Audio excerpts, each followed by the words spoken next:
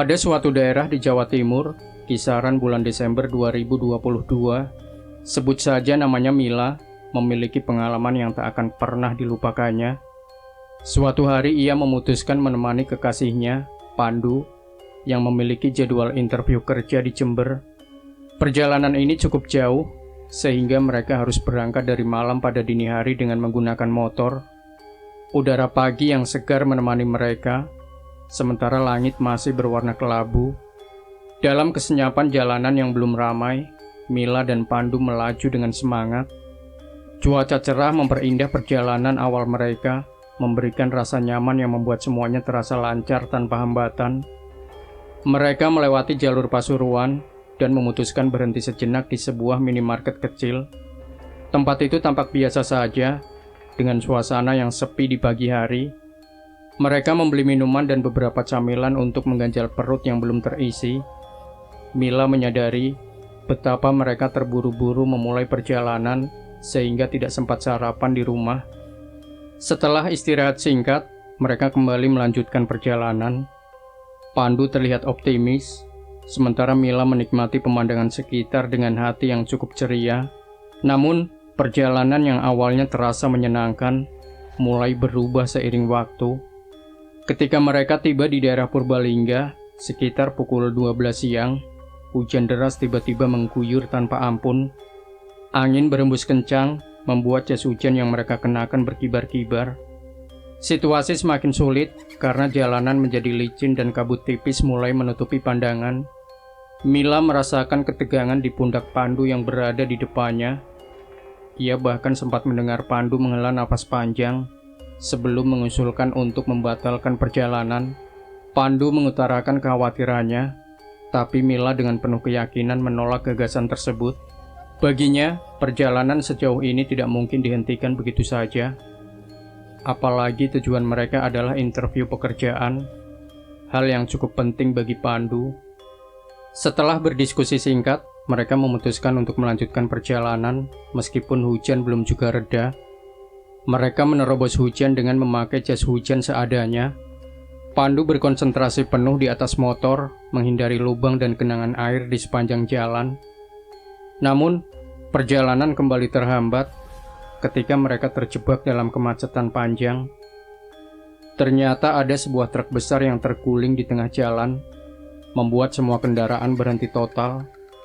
Hujan lebat membuat situasi semakin buruk, jalanan berubah menjadi kubangan, dan suara klakson kendaraan bersahut-sahutan di tengah derasnya hujan. Mila mulai merasa tidak nyaman. Dia mendapati pikirannya dipenuhi pertanyaan-pertanyaan yang mengganggu. Kenapa perjalanan ini rasanya penuh hambatan? Batinnya. Dengan ragu, ia berbisik kepada Pandu. Apa mungkin kita tidak diizinkan sampai ke sana? Mendengar kekhawatiran itu, Pandu mencoba menenangkan Mila. Dengan suara yang lembut, ia mengingatkan agar mereka terus berdoa dan berserah kepada Allah. Kata-kata itu sedikit menenangkan hati Mila, meskipun rasa cemasnya belum sepenuhnya hilang. Mereka berusaha melewati kemacetan dengan perlahan, hingga akhirnya tiba di Jember sekitar pukul 3 sore. Dalam keadaan basah kuyup, mereka mencari pom bensin untuk mengganti pakaian dan beristirahat sejenak. Mila merasa lega bisa berhenti setelah perjalanan panjang yang melelahkan. Pandu, yang sudah berulang kali mengecek jam di ponselnya, mengingatkan bahwa waktu interview semakin dekat. Setelah cukup beristirahat, Pandu melanjutkan perjalanan menuju kantor tempat interview. Jaraknya hanya sekitar 10 menit dari pom bensin. Sesampainya di sana, Pandu langsung masuk ke dalam gedung dengan langkah cepat, sementara Mila menunggu di luar. Ia duduk di dekat pos keamanan dan mulai berbincang dengan seorang satpam untuk menghabiskan waktu. Percakapan ringan itu membuatnya lupa sejenak akan rasa lelah yang mendera tubuhnya. Waktu berlalu tanpa terasa. Menjelang sore, Pandu keluar dari kantor dengan raut wajah yang kelelahan. Tanpa banyak bicara, Pandu mengajak Mila untuk segera pulang. Khawatir perjalanan pulang akan semakin berisiko jika dilakukan terlalu malam. Namun Mila yang mulai merasa lapar mengusulkan agar mereka mencari makan terlebih dahulu. Ia berpikir lebih baik berhenti di perbatasan Malang dan Pasuruan untuk makan, daripada menghabiskan waktu mencari tempat makan di Jember yang mungkin akan lebih memakan waktu. Satpam yang menemani Mila sejak tadi hanya tersenyum tipis, namun senyumnya itu menyimpan ketenangan yang sulit dijelaskan. Ia menyampaikan pesan sederhana yang terasa begitu mendalam. Kalau maghrib tiba, berhenti dulu ya, jangan memaksakan perjalanan. Kata-kata itu terngiang di kepala Mila. Dengan penuh rasa hormat, Mila dan Pandu mengucapkan terima kasih sebelum berpamitan. Mereka kembali menaiki motor, memulai perjalanan pulang dengan suasana yang masih cukup baik. Namun, tanpa mereka ketahui, perjalanan pulang itu justru menjadi awal dari pengalaman mencekam yang tak pernah mereka bayangkan. Langit sore yang mulai berubah warna menjadi oranye keemasan menemani perjalanan awal mereka. Kilau sinar matahari yang lembut memantul di daunan basah di sepanjang jalan, menciptakan suasana yang tenang. Mila dan Pandu saling bertukar cerita ringan, mencoba menghilangkan rasa lelah setelah seharian penuh aktivitas. Peta di ponsel Mila menjadi panduan utama, dan mereka merasa yakin bahwa rute yang dipilih akan membawa mereka pulang dengan lancar. Semuanya berjalan tanpa hambatan berarti, hingga akhirnya waktu maghrib tiba. Mengingat pesan sang satpam, Pandu memutuskan untuk berhenti sejenak di sebuah minimarket kecil di pinggir jalan. Minimarket itu tampak sederhana, dengan penerangan lampu neon yang temaram. Mereka membeli minuman dan camilan untuk mengisi tenaga sambil beristirahat sejenak di salah satu bangku yang tersedia di luar minimarket. Setelah merasa cukup beristirahat, mereka melanjutkan perjalanan. Namun, seiring malam semakin beranjak, suasana mulai terasa berbeda. Jalanan yang sebelumnya ramai kendaraan, perlahan berubah menjadi sunyi. Lampu-lampu jalan semakin jarang terlihat, hingga hanya menyisakan cahaya motor mereka yang memecah kegelapan. Suasana di sekitar terasa sepi, hanya diselingi suara mesin motor yang bergemuruh. Di tengah perjalanan, tiba-tiba mereka melihat kerumunan orang di tepi jalan. Lampu-lampu senter dan cahaya ponsel yang mereka gunakan menerangi beberapa orang yang tampak sibuk mencari sesuatu. Pandu memperlambat laju motor dan akhirnya berhenti di dekat kerumunan tersebut. Dengan rasa penasaran yang bercampur khawatir, ia bertanya kepada salah satu warga yang berdiri di sana. "Kenapa ramai sekali, Pak?" Pandu bertanya dengan nada sopan. Meskipun dalam hatinya, ia mulai merasa gelisah. Warga itu menjawab dengan suara pelan, namun penuh keprihatinan. "Ada anak yang hilang, terseret arus sungai di sini. Kami sedang mencarinya sejak sore tadi." Jawaban itu membuat suasana hati Mila dan Pandu semakin tidak nyaman. Mila memandang Pandu dengan raut wajah yang penuh keraguan. Pikirannya mulai dipenuhi berbagai pertanyaan yang membuatnya takut. Meski begitu, Pandu berusaha tetap tenang dan memutuskan untuk melanjutkan perjalanan. Ia merasa tidak ada gunanya berlama-lama di tempat itu, apalagi malam semakin larut. Namun tanpa mereka sadari, peta di ponsel yang mereka andalkan ternyata menuntun mereka ke rute yang berbeda. Peta di ponsel yang mereka andalkan ternyata menuntun mereka ke rute yang berbeda. Jalan yang mereka lewati semakin asing, dengan pepohonan tinggi yang berjajar di sepanjang sisi jalan. Suasana menjadi lebih mencekam ketika cahaya lampu motor hanya mampu menerangi jalan sempit yang dipenuhi dedaunan basah. Mila yang duduk di belakang Pandu mulai gelisah. "Ini kok jalannya asing ya? Kayaknya waktu kita berangkat tadi nggak lewat sini," ujarnya dengan suara yang sedikit bergetar. Matanya terus mengamati sekitar, mencoba mencari tanda-tanda yang familiar. Pandu menghentikan motor di tepi jalan. Ia meraih ponsel dari sakunya, menatap layar dengan dahi yang berkerut. Ketegangan terlihat jelas dari gerak-geriknya saat ia memeriksa peta. Pandu pun bergumam lirih. "Benar, rute ini membawa kita ke arah Ranupani, dekat Gunung Semeru." Ia menoleh ke arah Mila yang duduk di belakang. Wajahnya tampak penuh kekhawatiran. Mila pun hanya mengangguk kecil. Pandu menghela napas panjang, seperti sedang mempertimbangkan langkah berikutnya. Namun, sebelum mereka sempat memutuskan untuk berbalik arah, ponsel di tangan Randu tiba-tiba mati. Begitu pula dengan ponsel Mila. Kedua layar itu padam tanpa peringatan, meski keduanya yakin baterai masih cukup penuh sebelum berangkat. Sejenak mereka hanya saling berpandangan dalam diam. Pandu mencoba menyalakan kembali ponselnya, tapi tidak berhasil. Mungkin cuma error, katanya. Mencoba menenangkan diri sendiri lebih daripada Mila. Tapi kok aneh banget, sahut Mila pelan. Suaranya terdengar semakin cemas. Meski perasaan takut mulai menyusup, mereka tidak punya banyak pilihan. Tanpa bantuan peta, mereka harus melanjutkan perjalanan hanya dengan mengandalkan firasat dan petunjuk dari warga yang mungkin mereka temui di sepanjang jalan. Tak lama kemudian, mereka bertemu dengan seorang warga yang sedang berjalan di pinggir jalan. Pria itu mengenakan topi lusuh dengan wajah yang terlihat samar di bawah lampu motor, memberi saran agar mereka tetap mengikuti jalan lurus menuju Ranupani. Jangan lewat jalan alternatif, karena jalan memutar terlalu jauh, katanya dengan nada datar. Meski saran itu terdengar masuk akal, suasana yang melingkupi mereka mulai terasa janggal. Rasa was-was semakin menguasai Mila. Kenapa ya? Kok perasaan aku makin gak enak? Kayaknya ada yang salah, ujar Mila dengan bergetar. Ia mencoba mengendalikan suaranya agar tidak terdengar panik, tapi jelas rasa takut mulai menguasainya. Pandu dengan suara yang tenang menjawab, "Kita nggak punya pilihan lain. Kalau balik sekarang, malah tambah nyasar." Mereka melanjutkan perjalanan di tengah suasana yang semakin mencekam. Jalanan mulai menanjak, menembus gelapnya hutan yang dipenuhi pepohonan tinggi. Bayangan dedaunan yang menjuntai menciptakan pola-pola aneh di tanah.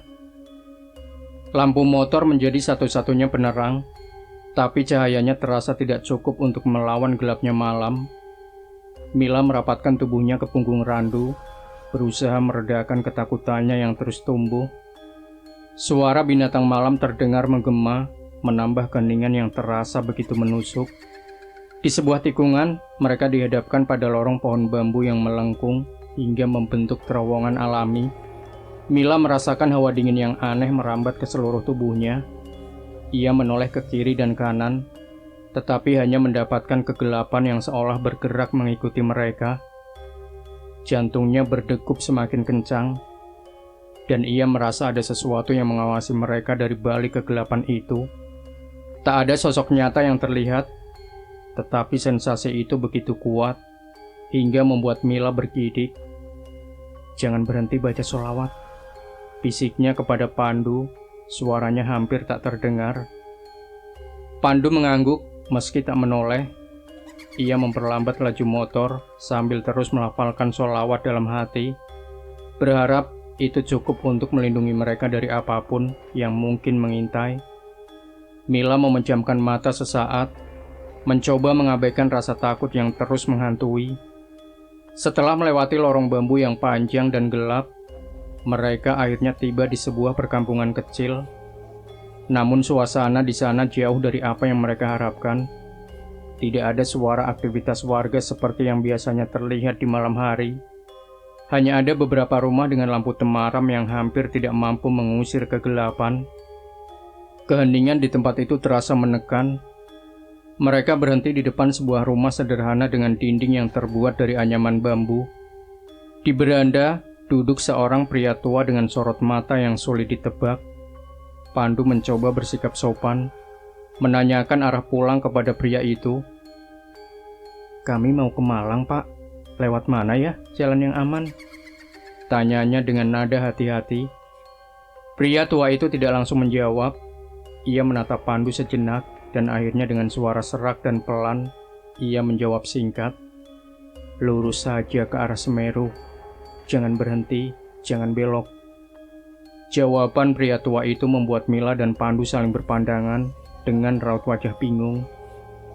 Pandu mencoba menjelaskan tentang jalan bercabang yang sempat mereka lewati. Tetapi pria tua itu justru tampak kebingungan. Bercabang? Di jalan ini nggak ada jalan bercabang. Jalannya cuma lurus, ujar pria itu dengan nada yang serius. Pernyataan itu langsung membuat bulu kuduk mereka meremang. Jika memang jalan ini hanya lurus tanpa cabang, lalu jalan apa yang tadi mereka lewati? Mila merasakan hawa dingin menjalar dari tengkuknya hingga ke seluruh tubuh. Ia ingin mengajukan lebih banyak pertanyaan, tapi rasa takut membungkam mulutnya. Sementara itu, Pandu hanya bisa mengangguk dengan ragu, meski diliputi rasa takut. Mereka berpamitan kepada pria tua tersebut dan kembali melanjutkan perjalanan sesuai arah yang telah diberikan. Setelah meninggalkan perkampungan kecil itu, jalanan yang mereka lalui semakin menanjak, gelap dan sunyi. Suara angin yang menderu-deru di antara pepohonan menjadi satu-satunya yang terdengar. Kanan dan kiri jalan hanya ada jurang dalam yang menyeramkan, dipisahkan oleh pagar kayu yang tampak rapuh dan berdiri tertiup angin. Kabut mulai turun perlahan, semakin menutupi jarak pandang mereka. Mila merapatkan jaketnya lebih erat, tetapi hawa dingin tetap menusuk hingga ke tulang. Lampu motor Pandu menjadi satu-satunya sumber cahaya yang memecah kegelapan. Jalan itu kini terasa seperti lorong tanpa akhir. Mereka melanjutkan perjalanan dengan hati-hati. Tetapi, keanehan kembali menyapa mereka. Di tengah jalan yang seharusnya lurus, tiba-tiba muncul sebuah persimpangan. Dua cabang jalan membelah jalur utama, membuat mereka harus memilih arah. Pandu tanpa ragu langsung mengambil jalur kanan. Mila yang menyadari arah itu salah, segera memanggil Pandu dengan nada panik. "Kenapa ambil kanan? Kan tadi dibilang harus lurus," serunya, namun Pandu tidak merespon. Pandangannya kosong dan lurus ke depan, seperti sedang kehilangan kendali atas dirinya sendiri. Mila merasakan jantungnya berdegup semakin kencang. Ada sesuatu yang tidak beres dengan Pandu, tetapi ia tidak tahu harus berbuat apa. Beberapa meter setelah berbelok, Pandu tiba-tiba menghentikan motor secara mendadak. Tubuhnya tampak tegang dan ia terdiam selama beberapa saat sebelum akhirnya bergumam dengan suara pelan. "Kita putar balik saja. Ini salah jalannya." Mila yang sudah diliputi rasa takut hanya bisa mengangguk tanpa banyak bicara. Ia tidak ingin memperkeruh suasana dengan pertanyaan-pertanyaan yang mengganggu pikiran Pandu. Mereka memutar balik motor dan kembali ke perkampungan kecil tadi, berharap bisa mendapatkan petunjuk yang lebih jelas. Saat tiba di sana, mereka melihat seorang pria lain yang tampak lebih tua dari pria sebelumnya. Wajahnya penuh keriput. Pandu menghampiri pria tua itu dengan ragu-ragu, lalu mengajukan pertanyaan yang sama seperti sebelumnya. "Pak, kalau mau ke Malang lewat mana ya?" Pria tua itu mengerutkan kening dan menjawab dengan nada yang sama tegasnya seperti pria sebelumnya. "Jalurnya cuma lurus ke arah Semeru. Jangan berhenti dan jangan belok." Kata-kata itu terasa seperti gema yang menguatkan rasa tidak beres di hati Mila dan Pandu. Kali ini, keduanya semakin yakin ada sesuatu yang tidak wajar dengan perjalanan ini. Namun, mereka tetap berterima kasih kepada pria tua itu dan kembali melanjutkan perjalanan. Jalanan yang mereka tempuh kini benar-benar sunyi. Tak ada satupun kendaraan lain yang melintas, seolah mereka satu-satunya makhluk yang ada di tempat itu. Pepohonan tinggi yang berdiri di kanan kiri jalan tampak seperti bayangan raksasa yang mengawasi setiap langkah mereka. Kabut semakin tebal, membuat jarak pandang hanya beberapa meter di depan mereka. Mila menggenggam erat punggung Pandu, berusaha mencari sedikit rasa aman di tengah perjalanan yang semakin menyesakan. Perjalanan yang sudah terasa mencekam, kini berubah menjadi mimpi buruk.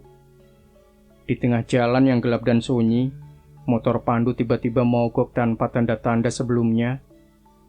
Mesin yang tadi berjalan lancar mendadak mati, membuat mereka terhenti di tengah jalan yang dikelilingi jurang dan hutan lebat. Pandu mencoba menyalakan kembali mesinnya, memutar kunci kontak berulang kali, tetapi usahanya sia-sia. Suara mesin yang seharusnya meraung hanya bergeming, seperti kehilangan tenaga. Ia turun dari motor, mencoba memeriksa bagian-bagian yang mungkin bermasalah. Sementara Mila tetap duduk di atas motor dengan perasaan tidak aman. "Kenapa ini motornya? Kok tiba-tiba mogok?" tanya Mila dengan nada gemetar. Hatinya diliputi rasa takut yang semakin kuat. "Aku juga nggak tahu. Tadi masih baik-baik saja," jawab Pandu sambil berjongkok, memeriksa bagian bawah motor. Ia memutar kunci kontak lagi, tetapi mesin tetap tidak merespon. Keringat dingin mulai mengalir di pelipisnya, meskipun udara malam sangat dingin. Namun situasi menjadi lebih menyeramkan ketika Mila tiba-tiba merasakan sesuatu menepuk pundaknya dari belakang. Sentuhan itu dingin dan lembut, tetapi meninggalkan efek yang luar biasa menakutkan. Mila segera menoleh dengan cepat, dan apa yang ia lihat membuat nafasnya tersengal. Seorang kakek tua berdiri di belakang mereka. Penampilannya sangat tidak biasa, bertelanjang dada di tengah udara yang menusuk tulang. Dengan hanya sebotol air di tangannya, rambutnya yang panjang dan berwarna putih kusut tampak seperti tidak terurus. Sementara matanya memancarkan tatapan yang sulit dijelaskan. "Motornya mogok?" tanya kakek itu dengan suara paro yang terdengar jauh lebih tua daripada usianya. Suaranya bergema di antara keheningan malam, menciptakan rasa takut yang lebih mendalam bagi Mila. Mila membeku, tubuhnya gemetar hebat. Dari mana kakek ini datang? Jalanan sepi, tanpa rumah atau tanda kehidupan di sekitar. Tak mungkin kakek ini muncul begitu saja di tempat seperti ini. Namun, Pandu yang tampaknya tidak menyadari keanehan itu hanya mengangguk. "Iya pak, nggak tahu kenapa tiba-tiba mati," jawab Pandu dengan nada sopan, meskipun dalam hatinya ia juga terasa ada yang tidak biasa. Kakek itu mengelurkan botol air yang dibawanya ke arah Pandu. "Ini, coba siramkan ke motor sambil baca Al-Fatihah 3 kali. Insya Allah hidup lagi," katanya dengan nada yang tenang. Pandu tanpa berpikir panjang menerima botol itu dan mengikuti arahan si kakek. Ia menyiramkan air dari botol tersebut ke motor sambil melafalkan Al-Fatihah dengan khusyuk. Setelah doa selesai, Pandu kembali mencoba menyalakan motor. Dalam satu putaran kunci, mesin motor langsung menyala dengan suara yang stabil. Kedua mata mereka melebar penuh rasa takjub sekaligus lega. Namun, saat mereka hendak mengucapkan terima kasih, kakek itu sudah menghilang. Mereka memandang ke sekeliling mencari sosoknya, tetapi tidak ada siapapun di sana. Nafas Mila tercekat, tubuhnya merinding dari ujung kepala hingga kaki. "Kakeknya kemana?" gumam Mila dengan suara bergetar. Pandu tidak menjawab. Wajahnya memucat menyiratkan rasa takut yang sama. Tanpa membuang waktu, ia langsung menggerakkan motor dan mereka melanjutkan perjalanan dengan kecepatan yang lebih pelan, tidak ingin terjebak lagi di tempat itu. Kabut semakin tebal dan udara terasa semakin dingin. Mila hanya bisa memeluk tubuhnya sendiri sambil terus melafalkan sholawat dengan pelan.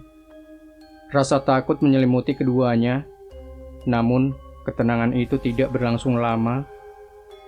Di tengah perjalanan, suara jeritan panjang tiba-tiba memecah keheningan malam. Jeritan itu terdengar sangat nyaring, seperti berasal dari jarak dekat, tetapi tidak jelas dari mana arah datangnya. Mila menggenggam erat bahu Pandu, berusaha mencari perlindungan dari rasa takut yang semakin menjadi-jadi. Tak lama setelah jeritan itu, terdengar suara tawa aneh yang menggema di sekitar mereka. Suara itu melengking dan terdengar dari berbagai arah. Mila memejamkan mata erat-erat, berharap semua ini hanyalah mimpi buruk. Tetapi, suara itu semakin keras mengelilingi mereka dengan kehadiran yang tidak terlihat. Tidak lama kemudian, Pandu menghentikan motor secara tiba-tiba, membuat Mila terkejut. "Mila, lihatlah ke depan," katanya dengan suara yang gemetar, nafasnya terdengar tersengal. Mila menoleh ke arah yang ditunjukkan Pandu dan pandangannya langsung membeku. Di tengah jalan yang gelap dan diselimuti kabut, seorang nenek tua berdiri diam, tubuhnya membungkuk, membawa pikulan di pundaknya. Wajahnya suram dengan tatapan kosong. Mila menahan nafas, tubuhnya terasa kaku. Sementara hawa dingin semakin menyelimuti sekitarnya, nenek itu mulai melangkah perlahan mendekati mereka. Langkahnya berat, menyeret kakinya di jalanan, menciptakan suara gesekan yang mengganggu. Gerakannya lambat, tetapi cukup untuk membuat jantung Mila berdegup semakin kencang. Ia merasakan bulu kuduknya berdiri dan tubuhnya gemetar tanpa ia sadari. "Pandu, apa itu?" bisik Mila dengan suara nyaris tak terdengar. Namun, sebelum Pandu sempat menjawab, Mila memberanikan diri berteriak, "Jangan ganggu kami hanya numpang lewat." Suaranya menggema di tengah malam yang sunyi, tapi sosok nenek itu hanya tersenyum. Sebuah senyum yang sama sekali tidak wajar. Bibirnya menyeringai lebar, memperlihatkan deretan gigi yang hitam dan tidak beraturan. Tatapannya yang kosong kini berubah menjadi lebih tajam. Seketika nenek itu melayang ke udara. Gerakannya cepat dan tak terduga, membuat Mila hampir pingsan. Dalam waktu yang bersamaan, sosok itu meluncur dengan kecepatan mengerikan ke arah jurang di sisi jalan dan menghilang ke dalam kegelapan. Mila berteriak histeris, suaranya menggema, "Pandu, ayo jalan sekarang juga," serunya sambil mengguncang bahu Pandu. Tanpa menunggu lebih lama, Pandu langsung melanjutkan motor, meninggalkan tempat itu dengan kecepatan tinggi. Suasana di sekitar mereka semakin mencekam. Jalanan yang mereka lewati semakin sempit, menanjak, dan penuh dengan tikungan tajam.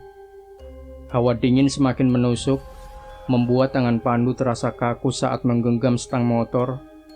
Mila di belakang terus melafalkan sholawat tanpa henti, berusaha menenangkan dirinya di tengah situasi yang seperti mimpi buruk ini. Namun, perjalanan mereka kembali dihadang masalah.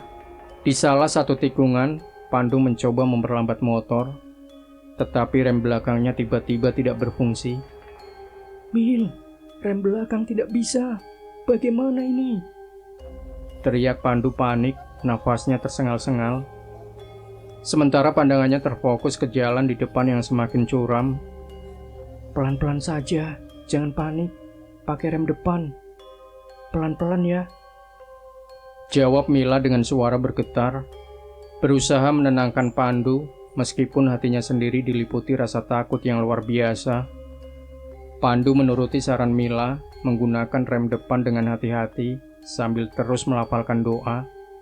Pandu berusaha sekuat tenaga menjaga keseimbangan motor. Namun, teror belum berakhir. Di kejauhan Mila melihat sosok pria tua membawa cangkul berdiri di pinggir jalan. Dari jauh pria itu tampak hanya diam. Tubuhnya nyaris tak bergerak. Namun, semakin dekat mereka, keanehan mulai terlihat. Wajah pria itu terlihat aneh, seperti ada sesuatu yang tidak beres. Ketika lampu motor Pandu menyoroti wajahnya, Mila langsung menutup mulutnya dengan tangan, menahan rasa mual. Wajah pria itu tidak utuh, seperti telah hancur membusuk. Kulitnya terkelupas, memperlihatkan jaringan daging yang merah kehitaman. Sebagian besar hidungnya telah hilang, hanya menyisakan lubang yang memancarkan bau busuk menyengat. Udara di sekitar mereka tiba-tiba dipenuhi aroma yang menusuk hidung, membuat Mila ingin muntah. Pandu juga menyadari kehadiran sosok kakek itu dengan jelas, tetapi ia berusaha tetap fokus pada jalan. Ketika mereka melaju semakin dekat, tiba-tiba kakek itu mengangkat cangkulnya. Dengan gerakan cepat dan tanpa peringatan, ujung tajam cangkul itu diarahkan langsung ke leher Pandu. Refleks, Pandu menunduk serendah mungkin, hampir kehilangan kendali atas motornya. Mila menjerit ketakutan. "Jangan lihat ke belakang, jalan terus. Pokoknya jalan terus. Teriak Mila dengan air mata bercucuran. Tubuhnya gemetar hebat, sementara ia menggenggam bahu Pandu dengan erat. Tanpa berpikir 2 kali, Pandu langsung menancap gas. Motor melaju dengan kecepatan tinggi, berusaha sekuat tenaga menjauh dari sosok menyeramkan itu. Meski begitu, rasa dingin yang mencekam dan aroma busuk yang menusuk hidung masih terasa jelas. Hati Mila dipenuhi dengan doa, berharap mereka segera keluar dari jalanan ini. Waktu terasa berjalan sangat lambat. Jalanan yang mereka lalui tampak seperti tidak berujung. Pepohonan di kanan dan kiri semakin lebat, menciptakan bayangan menyeramkan yang terus bergerak mengikuti sinar lampu motor. Kabut semakin tebal, membuat jarak pandang hanya beberapa meter di depan mereka. Di tengah perjalanan, suara-suara aneh mulai terdengar, menghantam keheningan malam yang sudah cukup mengerikan. Suara gamelan perlahan muncul dari kejauhan, tempo musiknya pelan, tetapi nadanya menyeret dan terasa sangat asing. Tidak lama kemudian, suara nyanyian sinden mulai terdengar samar-samar dari arah kabut. Suaranya lembut namun melengking, seperti merambat langsung ke dalam kepala mereka. Tidak hanya itu, bau wangi yang menyengat tiba-tiba muncul di sekitar mereka. Bau itu begitu kuat dan menusuk, tidak seperti wangi melati biasa. Mila menutup hidungnya. Merasa wangi itu membawa perasaan aneh yang membuat tubuhnya lemas. Pandu menghentikan motor lagi secara tiba-tiba. Tubuhnya gemetar dan nafasnya terasa berat. Mila yang masih diliputi ketakutan mencoba bertanya.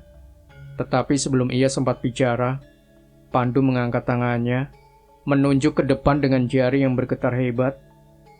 "Mila, ada sesuatu di sana," katanya dengan suara parau, hampir tak terdengar. Mila mengikuti arah pandangan Pandu dan matanya langsung membelalak. Di tengah jalan, samar-samar terlihat seorang wanita mengenakan kebaya berwarna gelap.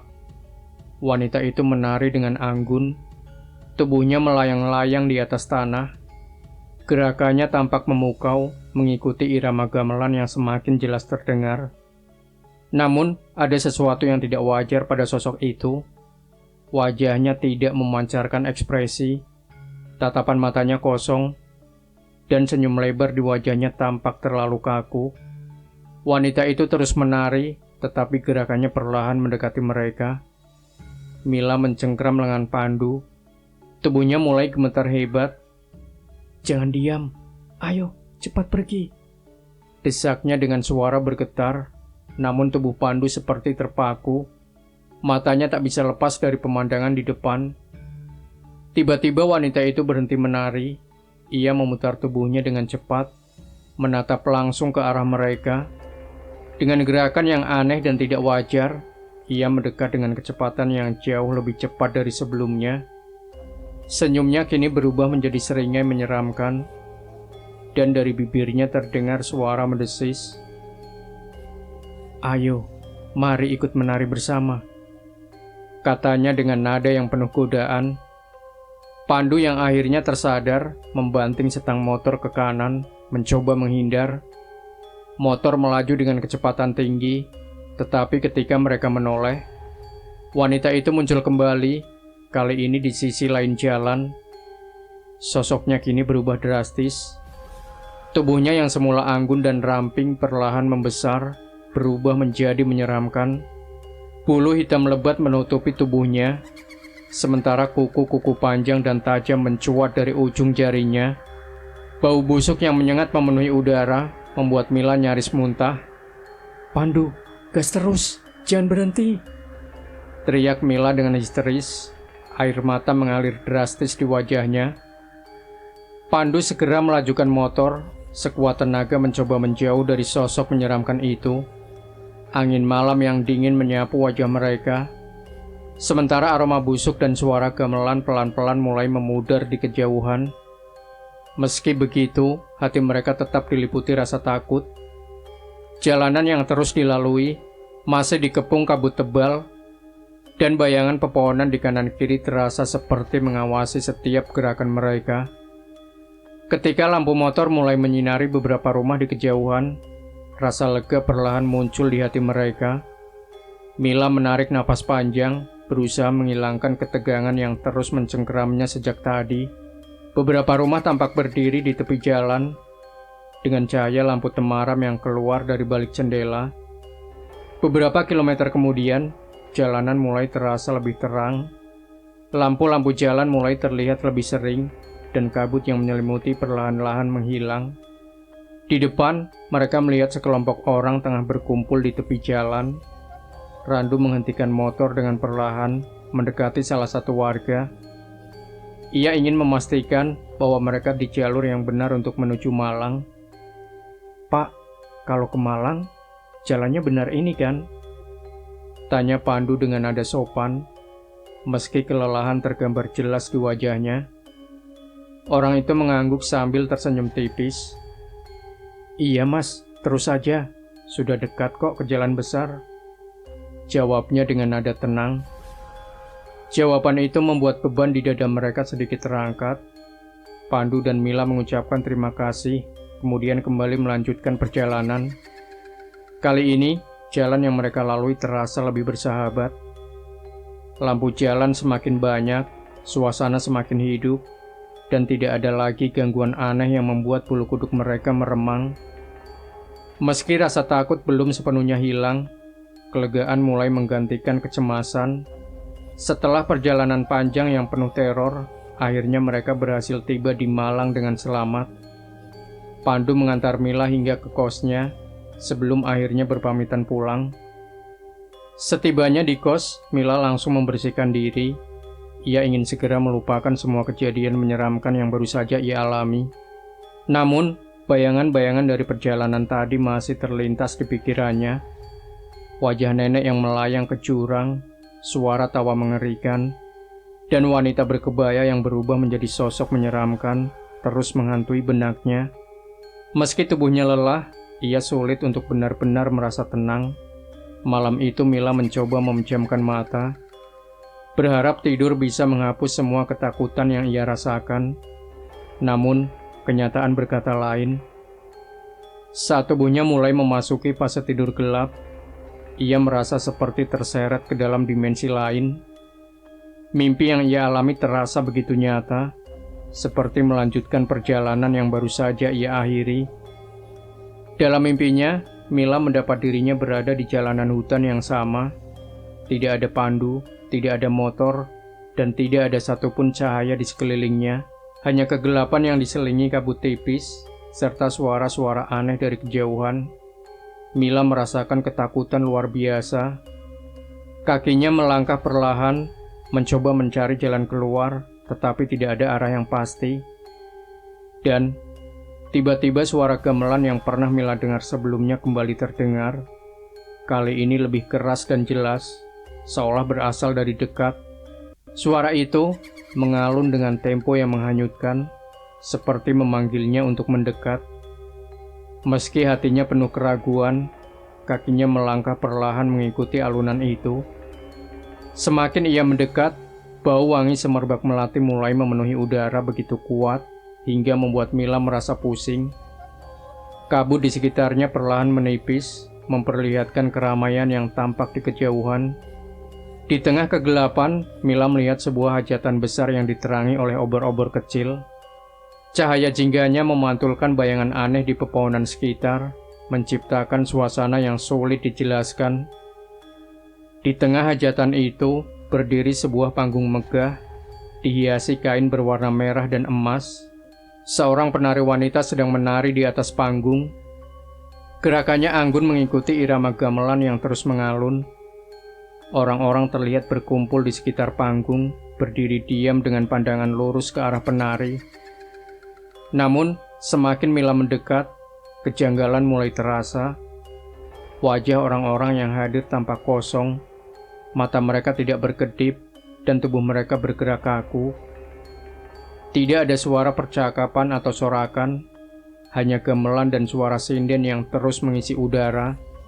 Mila mulai merasa takut, tetapi kakinya seolah tidak bisa berhenti melangkah. Dari kerumunan itu, seorang pria tua tiba-tiba muncul. Penampilannya tampak seperti orang biasa. mengenakan pakaian lusuh, tetapi tatapannya tajam dan senyumnya terasa tidak wajar. Pria itu membawa sepiring makanan yang terlihat seperti kue-kue tradisional dengan warna mencolok. "Makanlah ini, jangan takut. Makanan ini untuk tamu terhormat," katanya dengan nada lembut, senyumnya melebar seperti dipaksakan. Mila menggeleng pelan, mencoba menolak dengan sopan. "Tidak, Pak, terima kasih. Saya tidak lapar," jawabnya meskipun tubuhnya bergetar. Namun, pria itu tetap memaksa. Tatapan matanya semakin tajam, dan tangannya yang kurus mulai mencengkram tangan Mila dengan erat. Mila mencoba menolak dengan sekuat tenaga, tetapi genggaman pria itu terlalu kuat. Ia bahkan berusaha menyuapkan makanan itu langsung ke mulut Mila. Cengkraman itu menyakitkan, dan Mila terasa seperti tidak bisa bergerak. Dalam hati ia terus melafalkan doa. Berharap ada yang menolongnya. Tepat ketika makanan itu hampir masuk ke mulutnya, sebuah cahaya terang muncul dari arah belakang pria tua itu. Cahaya itu begitu menyilaukan, memaksa pria tua tersebut mundur dan jatuh tersungkur ke tanah. Dari dalam cahaya itu, muncul sosok seorang pria berjubah putih dengan sorban di kepalanya. Wajahnya bersih dan bercahaya, penuh ketenangan. Di tangannya, ia memegang tasbih yang terus diputar dengan perlahan. "Pergilah dari sini. Ini bukan tempat untukmu," ucap pria berjubah putih itu dengan suara tenang tetapi tegas. Suaranya memecah ketegangan, seperti mengusir kegelapan yang menyelimuti tempat tersebut.